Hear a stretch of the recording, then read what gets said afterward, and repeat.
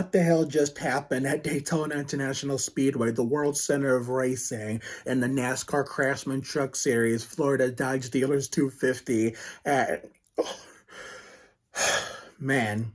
And before I get into it, no, I will not be watching ARCA. It's too damn late for that shit. I gotta get up at a decent hour tomorrow. Not too early, but not too late either, because I'm gonna get a haircut that's long overdue with Cousin Kenny, and we got season 3, episode 2 of Poker Game Night game ready to take place tomorrow night. I don't know if it's gonna be another road show at the messy ass messy looking Beaver Park Marina, or at our regular home base episode of Fraternal Police. But I guess we'll find out when we see my dad tomorrow. But anyway, I want to talk a little bit about the Truck Series opener and my thoughts on it, and felt refreshing to watch NASCAR on TV again after taking a long ass break from it. And as much as I do not care for the Craftsman Truck Series these days, they really put on a hell of a show tonight. I know there's going to be a lot of people that disagree, and that's fine. I can respect like people like Disco Inferno 70 if they do not like, let alone can't stand, Restrictor Plate Racing. I can understand that for opinion, from a perspective, and I totally respect you for it. But for me personally, since I started watching NASCAR in 2001, I've always enjoyed Restrictor Plate Racing, as dangerous as it is, as long as nobody gets injured or even worse. So let's talk about it. So therefore, I had 2 drivers I was cheering for, as you saw in my Thanks for the Birthday Love video, Ty Dillon and Thad Moffitt. I'm pointing to both because Ty once drove for the Petties, and I've still hung on to him even to this day, and he's restarting his career in the Craftsman Truck Series. And Thad Moffitt is part of the Petty family, which is part of why I picked him to root for going forward, as being a fan of his uncle Kyle, which, obviously Kyle is Adam's father, and I think Dad would have been Adam's cousin. So it just sucks that they both got taken out in that first big one on the 6th lap, where it looked like Ty was going to get away with it with mild damage, and Dad was probably going to sneak through. But then they came and found each other and slammed right into one another.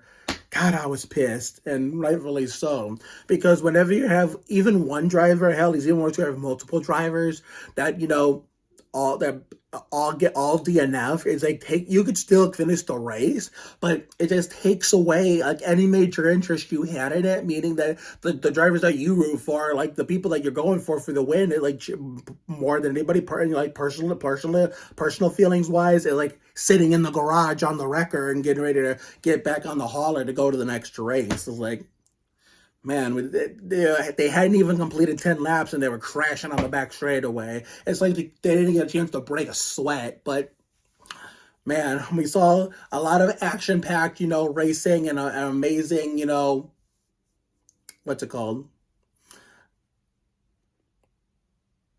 Having a brain fart. We saw some really incredible and amazing, racing across the board.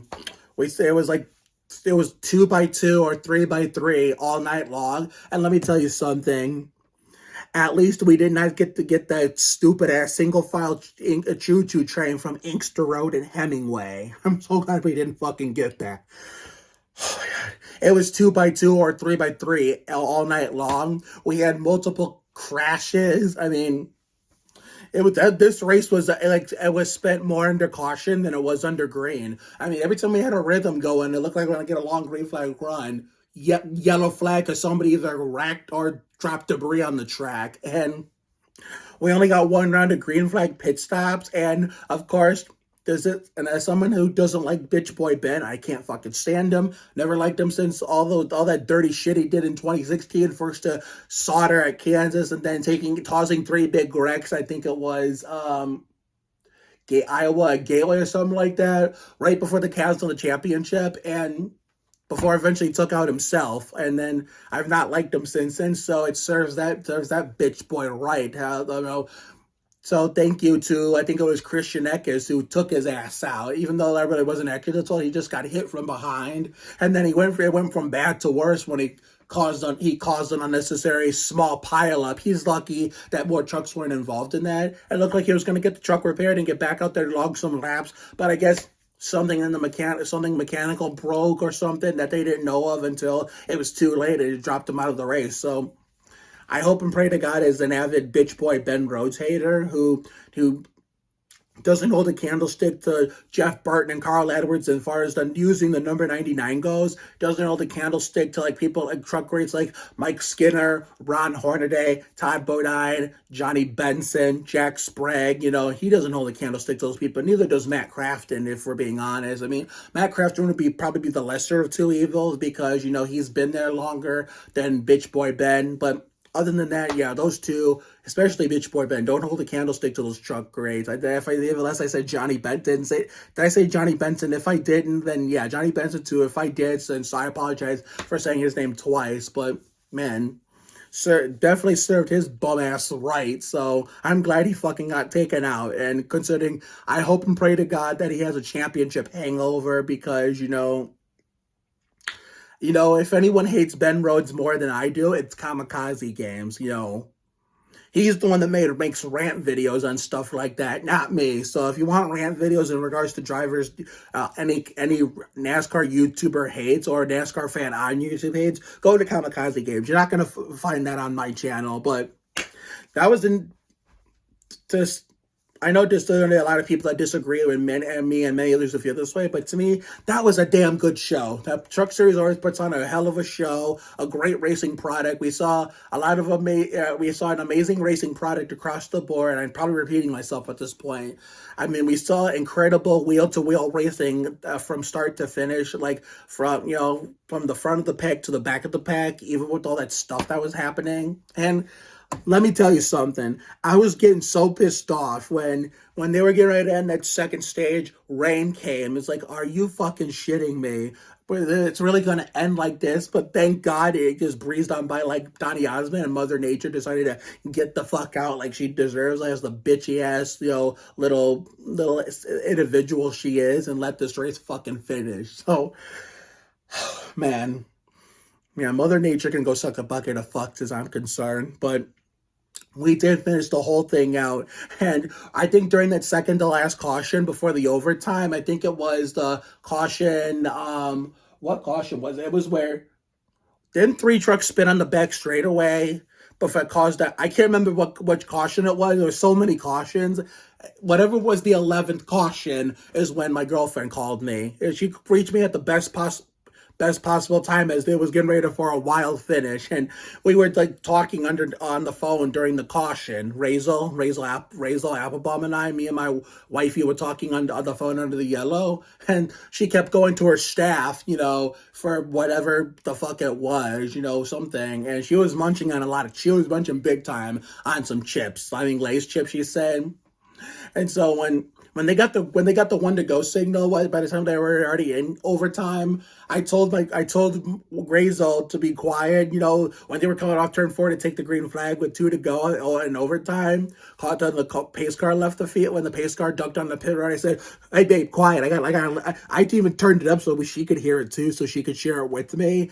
But I had to tell her to be quiet so I could actually turn the TV up, and so that we could share it together. And I was trying also, and maybe it's a good thing she called me, because when Bitch Boy Ben wrecked out, I was excited, and my grandfather kind of bitched at me for yelling because of the fact that, he and my grandmother trying to sleep on the main floor, considering, all this stuff that's been going on with them lately, which I will not get into here on the interwebs for personal reasons, but the Razel calling me was a blessing in disguise, because had I not been on the phone and that crazy ass finish with the flip happened, I probably would have screamed my brains out. I got bitched at again. So Razel calling me was a blessing in disguise. I mean, wow. I mean, I had a feeling they were going to crash. I was hoping they would make it, but at the same time, I had a feeling they were still going to crash on the last lap regardless. And that Taylor Gray flip looked a lot like Matt Crafton in 2017, except that was when I had DirecTV. I had DirecTV at the time, and I think we had a blizzard that night. I mean, and the blizzard really picked up like during that last caution that night, and we knocked out the TV as we were getting ready to see the best part. By the time the TV came back on, the race was already over and the flip already happened. So I had to go to some rando's live stream of them streaming the finish just to watch it for myself. So I'm glad I still got to see it regardless, but it wasn't the same seeing it with them compared to seeing it on my own TV. But luckily, since we don't have DirecTV no more, I didn't, and since the snow. We did get it did snow today, but it wasn't as bad as 2017. At least I didn't have to have a repeat of 2017 this time. At least I got to see the flip this time. But hopefully everybody's okay after that, last lap excursion, last lap big one, which was the second big one of the night. Especially Taylor Gray. I mean, want to thank God for a great night, and hope safe race despite all the crashing that happened, all the this big ass demolition derby that is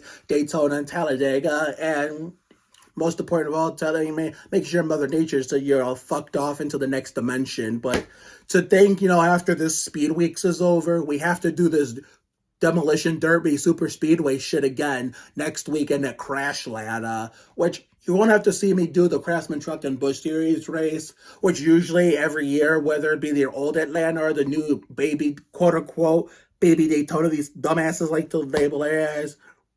Because next Saturday, you will be getting a video at Fireball Man's for the annual winter dinner, which we barely squeezed it in right before Winter Wonderland Season 3 came to an end. But we got Poker Game Night Season 3, Episode 2 coming tomorrow, and probably a Daytona 500 right now on Sunday, so you probably won't be seeing my reaction for, well, it might be a blessing in disguise that, tomorrow at Daytona is a washout, because if Sunday's a washout too, then I say fuck it, I stay home from work, and we get to watch the Daytona 500 first, and then probably Monday night after Daytona 500, we'll get to watch the Bush Series Napa 300. So you might get a race review with talking about two races all in one with, special animation. So I will see you all tomorrow for Poker Game Night Season 3 Episode 2, and possibly Monday night for the Daytona, all day Monday for the Daytona 500 and the Napa 300. Have a good night tonight. And wait, no, one more thing.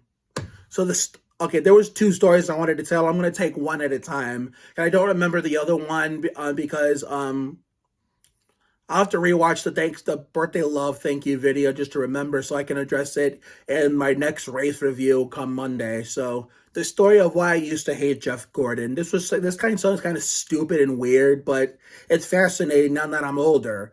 So when I started watching NASCAR in 2001, I decided to pick Earnhardt as my favorite driver, but then we all know that didn't last very long. That was the only time I had a bad birthday in 29 of 30 years I lived. Oh, one because of senior. Well, as I continued to watch that the rest of 2001 without a favorite driver and continued to play the game that got me into NASCAR the Christmas before, 01 Speed Weeks, I was going through the driver info screen when it goes, those PS1 NASCAR games are far cry than PS2.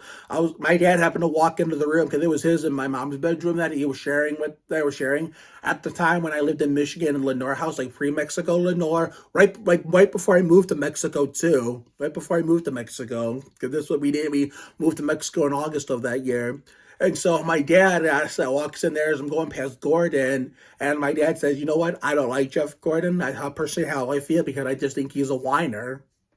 And so I was a kid. I was 7 years old and thought, well, you know what? I thought to myself, well, guess what? If my dad don't like him, neither do I. It's not because he was that damn good or won all the time, because by the time this all started, Jimmy Johnson was starting to come into the picture, late 2001 going into 2002. It's not because of that. It's just because my dad had some kind of hatred of his own, for his own damn good reason, that I decided if my dad don't like him, neither do I, because I was just maybe a stubborn NASCAR fan like that as a kid, but I began to appreciate him more in his last year in 2015 when he decided he was going to hang it up after 2015. So that's the story I promised I would tell you guys tonight in the video from earlier today. But I sadly don't remember the other one now, but I promise you I will look back on the thank you for the birthday love video. I will hopefully remember to write it down in my phone's notes when when we look back at it. I will hopefully address it in my Daytona 500 Napa 300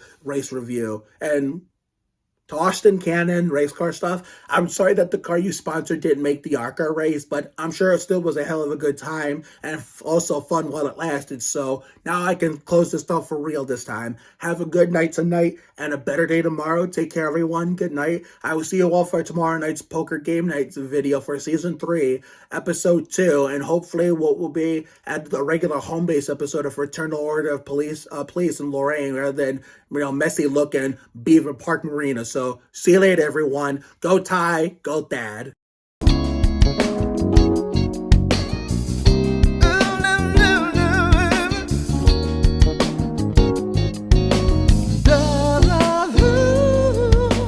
One oh seven three, the way.